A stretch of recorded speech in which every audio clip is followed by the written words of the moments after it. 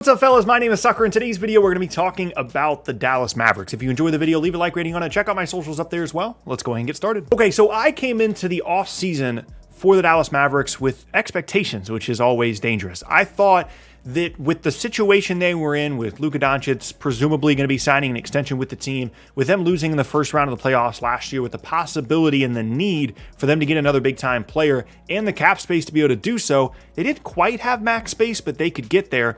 I thought that this could potentially be a big splash summer for them. Keep in mind, this was supposed to be the Giannis/Kawhi free agency summer, so they'd been kind of planning on this for a little while. But as we've kind of learned to do most recently with the Mavs in terms of free agency, they certainly disappointed. I was sitting here thinking maybe we'll get Kyle Lowry, DeMar DeRozan, Lonzo Ball. Similarly to thinking in the past, maybe they'll get Chris Middleton or Kemba Walker. They got Reggie Bullock. That was their big free agency signing. Here's what the Mavs did this offseason. They dumped Josh Richardson onto the Celtics. He went into the traded player exception for them. They get back Moses Brown. They re-signed Tim Hardaway Jr. and Boban. They get Luka to sign the max extension, which is obviously a big deal.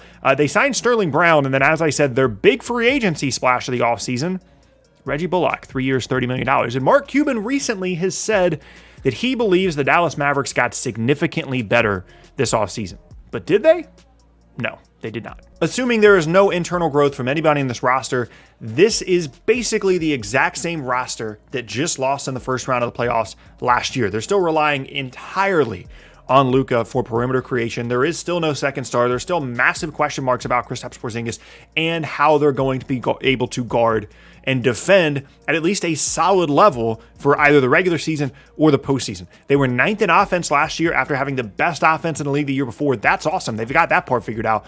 They were 20th in defense last year, and nothing they've done to this point in the offseason has convinced me that they're going to be any better on either side of the ball. And this, of course, is all really critical because of the Luka of it all. Yes, he just signed this extension, and that press conference is where Mark Cuban said that he thinks the team got significantly better. But as we've learned in the NBA, the clock on these guys in terms of when they're going to get upset and asked to leave is typically shorter than we think that it will be. So why did Mark Cuban say that he does think that the Mavs got better this offseason? Well, there are a couple of things you could potentially paint as positives. As much as I make fun of the Reggie Bullock thing being their big signing of the offseason, he does add some versatility to this roster. It allows them to play Finney-Smith and Kleber up a position a little bit more, play them more at the 4 spot where they should be naturally. And Dallas has had a real issue over the last couple of seasons. One of the reasons that Dorian Finney-Smith has developed as well as he has over the last couple of years is because they've needed him to. They have not had perimeter defenders that can also shoot with size, and that was one of their biggest issues in that Clippers series when we've got Finney-Smith and Kleber and whoever else out there trying to defend Paul George and Kawhi Leonard. It's been a big issue for them, and I'm not saying that Reggie Bullock is the second coming of Scottie Pippen or anything, but he is at least a better perimeter defender than they have had typically on the wing there, and he can shoot as well. So that does help with their versatility and their ability to play smaller. There are also a handful of young guys in this roster that could potentially step up next year and improve the roster, or improve the chances of this roster doing something significant in the regular or the postseason. Of course, you have Luka, you have Kristaps Porzingis, but there are other guys. Jalen Brunson, Tyrell Terry, who basically didn't play at all last year after being selected in the first round. Sterling Brown, who they acquired. Moses Brown. There are a handful of young players in this roster that could potentially step up and make this team better the way that Mark Cuban thinks that they have. And of course, they brought in a new head coach. Personally, I'm not a huge Jason Kidd guy. I with everything else being even, if you're giving me the exact same roster with either coach, I would rather have Rick Carlisle as my head coach 10 times out of 10. Now, he's been there a long time, and he won the championship in 2011, hasn't really done a whole lot since.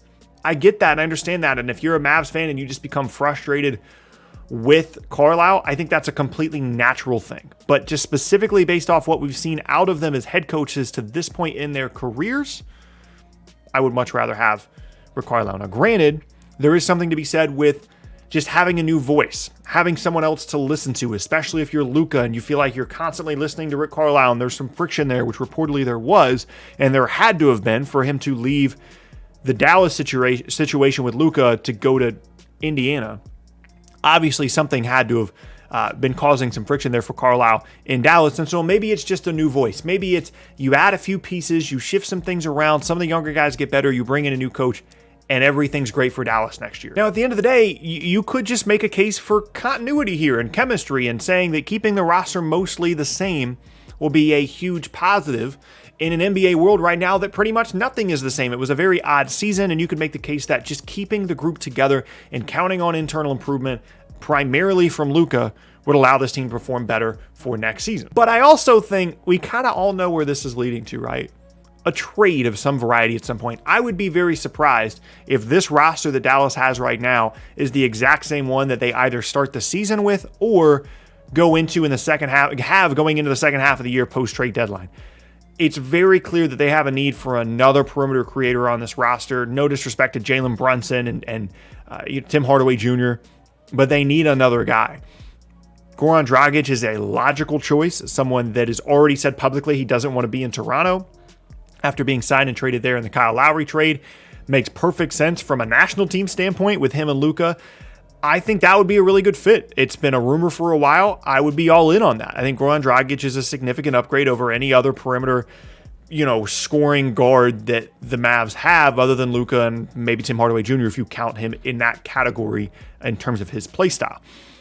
But we're all looking at bigger things here, right? What about the possibility of a Kristaps Porzingis trade? Because he is arguably the biggest question mark on this entire roster. Luka is going to be fantastic. A lot of the other guys on the roster are proven commodities. Even someone, as young as Jalen Brunson has proven to be a pretty solid two-way guard, although he had some struggles in the postseason last year. We talked about Bullock. I think Finney Smith is a fine 3-and-D player. Kleber, same thing.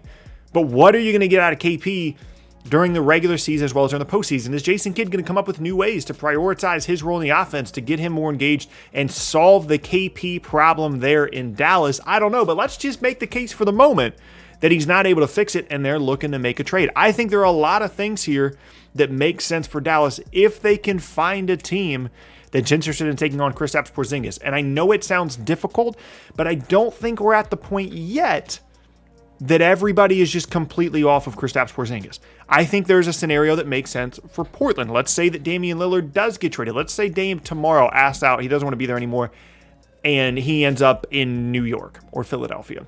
You're obviously looking at that point at moving CJ McCollum as well. I think there's a Porzingis-McCollum thing there that could make sense where you swap those guys, and then Portland's looking at, okay, well, at least we're getting younger, we're getting a guy with potential. Yes, the contract is big, but you can deal with some assets on either side there, right?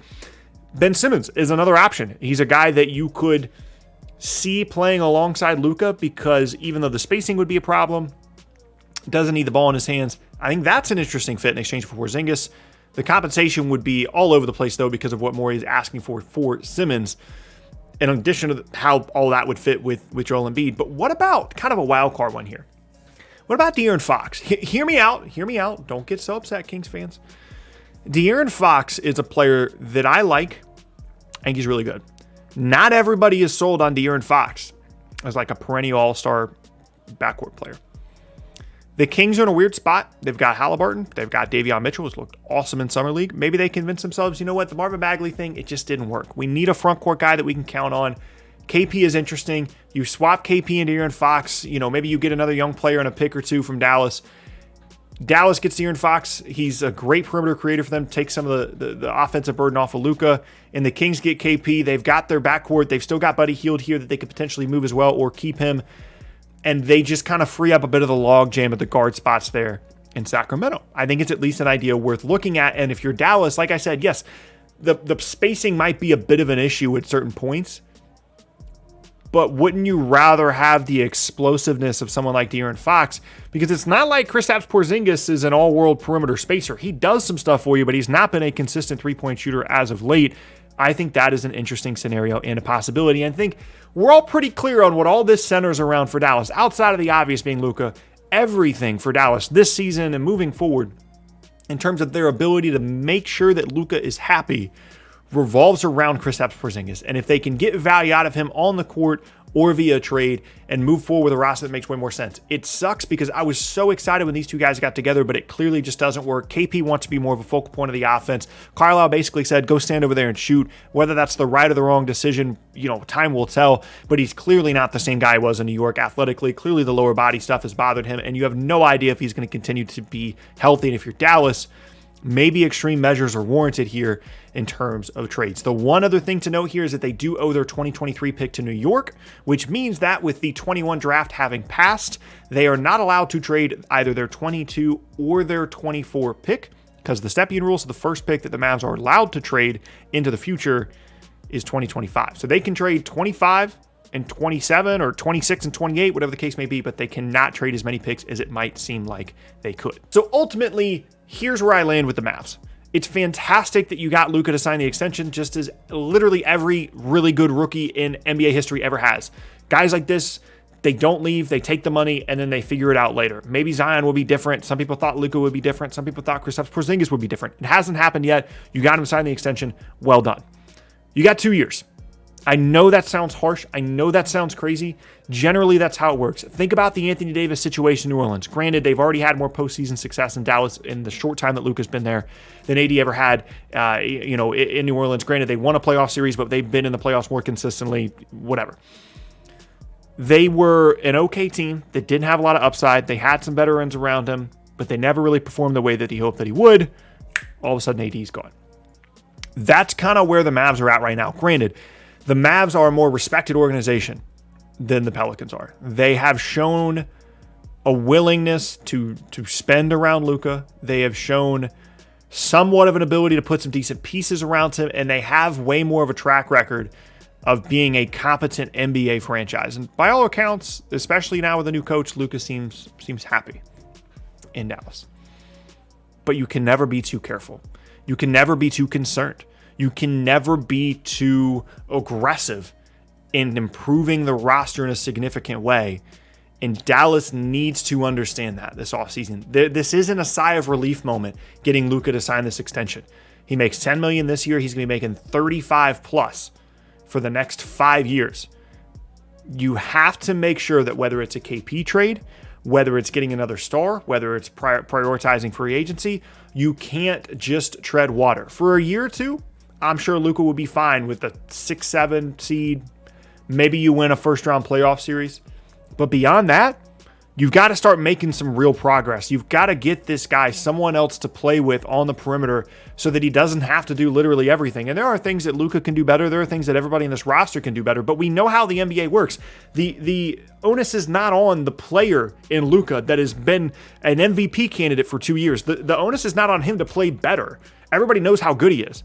The onus is on the organization to improve the roster around him, to allow him to be more successful from a team standpoint.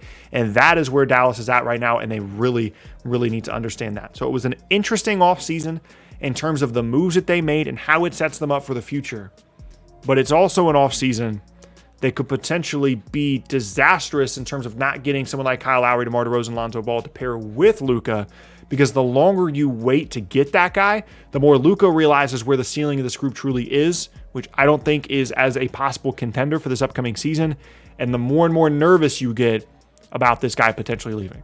I know it sounds grim, but that's the NBA now. And at certain points, it's exciting, but if you're a Mavs fan right now, it's probably pretty terrifying. And that is going to be the end of the video. Hope you guys enjoyed it. If you did, make sure you leave a like rating on it. Check out my socials up there as well. Hope you guys have an awesome rest of your day. Once again, my name is Tucker. Subscribe for more NBA videos every single day, and I will catch y'all next time. Peace, fellas.